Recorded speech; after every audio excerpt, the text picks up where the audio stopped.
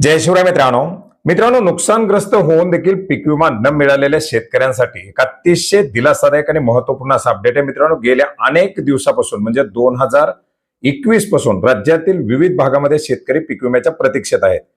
यापूर्वी आपण अपडेट घेतलं होतं. फेब्रुवारी महिन्यामध्ये पीक विमा कंपनीच्या माध्यमातून काही शेतकऱ्यांना पीक विम्याचं वितरण करण्यात आलं होतं. गेल्या महिन्यामध्ये सुद्धा किंवा या मार्चच्या पहिल्या दुसऱ्या आठवड्यामध्ये सुद्धा मोठ्या प्रमाणात शेतकऱ्यांचा थकीत पीक विमा वितरित करण्यात आला.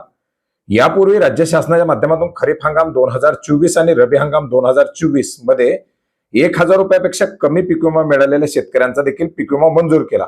परंतु बरेच सारे असे भाग आहेत की ज्या भागामध्ये 2022 मध्ये, 23 मध्ये आणि 24 मध्ये 110% पेक्षा जास्त नुकसान झालेलं होतं. आणि राज्यामध्ये कप अँड कॅप मॉडेलनुसार जी योजना राबवली जाते याच्यामध्ये बहुतांश मंजूर झालेल्या शेतकऱ्यांना, आता आपण जर पाहिलं तर सोलापूरमध्ये एका शेतकऱ्याला रक्कम दाखवते 73,000 रुपये, परंतु अद्याप ते शेतकऱ्याच्या खात्यात आली नाही.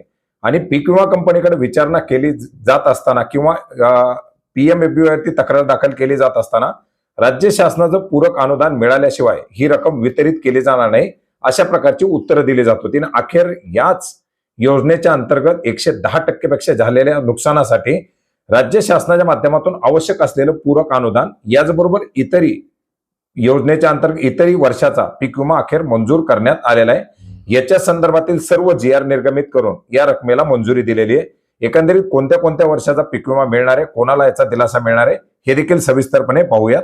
मित्रांनो, याच्यामधील पहिला GR आपण या ठिकाणी पाहू शकता. प्रधानमंत्री पीक विमा योजनेअंतर्गत खरीप 2022 रब्बी 2022 मधील 80-110 मॉडेलनुसार राज्य शासनाने 110% पेक्षा जास्त नुकसानीच्या भरपाईसाठी भारतीय कृषी विमा कंपनीला अदा करावयाची दायित्व रक्कम 18,58,80,947 रुपये एवढी रक्कम वितरित करायला मंजुरी दिलेली आहे. आता 2022-23 मध्ये आणि खरीप 2022 मध्ये ही एआयसी ऑफ इंडियाच्या माध्यमातून जी पीक विमा योजना राबवली गेली होती, याच्यामध्ये पीक विमा कंपनीच्या माध्यमातून ज्या ठिकाणी 110% पेक्षा जास्त नुकसान दाखवलं होतं अशा शेतकऱ्यांना पीक विमा वाटपासाठी 18,61,00,000 रुपयाची मागणी करण्यात आलेली होती. ज्यापैकी 18,58,80,000 रुपयाचा पीक विमा वितरित करण्यासाठी राज्य शासनाच्या माध्यमातून निधी उपलब्ध करून देण्यात आलेला आहे. दुसरा निधी देण्यात आलेला आहे प्रधानमंत्री पीक विमा योजनेअंतर्गत खरीप हंगाम 2021 मधील उर्वरित राज्य हिस्सा विमा कंपनीला अनुदानाकरता 12,70,677 रुपये एवढी रक्कम वितरित करण्यासाठी मंजुरी देण्यात आलेली आहे.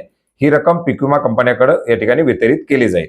याच्यानंतर प्रधानमंत्री पीक विमा योजनेअंतर्गत खरीप हंगाम 2022 मधील राज्य हिस्सा विमा हप्ता अनुदानाकरता 39,38,555 रुपये एवढी रक्कम पीक विमा कंपनीला अदा करण्यात येणार आहे.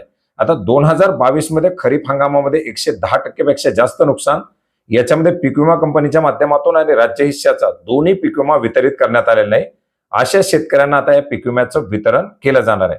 याच्यामध्ये नांदेड जिल्ह्यातील, सोलापूर जिल्ह्यातील किंवा नाशिक जिल्ह्यातील बऱ्याच मोठ्या प्रमाणात शेतकऱ्यांना हा पीक विमा मिळू शकतो.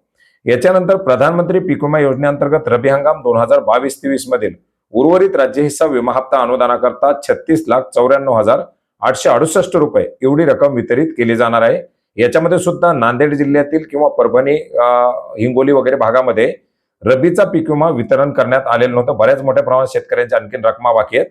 त्या रकमा सुद्धा या निधीच्या माध्यमातून क्लिअर केल्या जाऊ शकतात. प्रधानमंत्री पीक विमा योजनेअंतर्गत रबी हंगाम 2021-22 मधील उर्वरित राज्य हिस्सा विमा हप्ता अनुदानाकरता 1,42,296 रुपये एवढी रक्कम वितरित करण्यासाठी मंजुरी देण्यात आलेली आहे. तर एकंदरीत आपण जर पाहिलं तर 2021-2022 आणि रबी हंगाम 2022-23 या हंगामातील जे काही राज्य शासनाची अनुदानं बाकी होती ती अनुदानं आता देण्यात आलेली आहेत. बऱ्याच साऱ्या शेतकऱ्यांना PMFBYच्या पोर्टलवरती 2022 आणि 2023च्या रकमा दाखवल्या जात आहेत. त्या रकमा आता कुठेतरी शेतकऱ्यांच्या खात्यावरती क्रेडिट होण्यासाठी मदत होणार आहे. अमरावती जिल्ह्यामधील शेतकऱ्यांना सुद्धा मोठ्या प्रमाणात पीक विम्याचं वितरण बाकी आहे.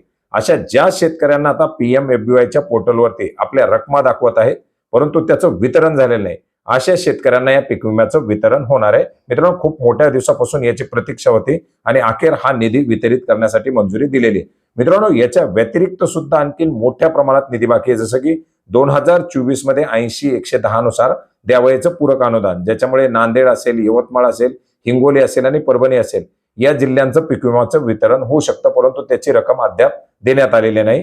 सोलापूर जिल्ह्यामध्ये सुद्धा 2023चं पूरक अनुदान आणखीन बाकी आहे. ते आल्यानंतर त्या जिल्ह्यातील जे शेतकरी पीक विम्याच्या प्रतीक्षेत असतील त्यांना दिलासा मिळेल. त्याचे अपडेट आल्यानंतर ते अपडेट सुद्धा घेऊ.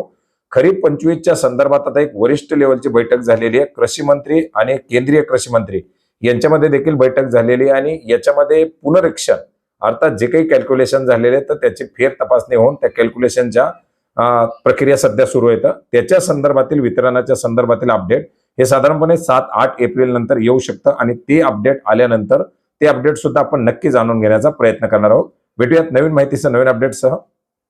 धन्यवाद.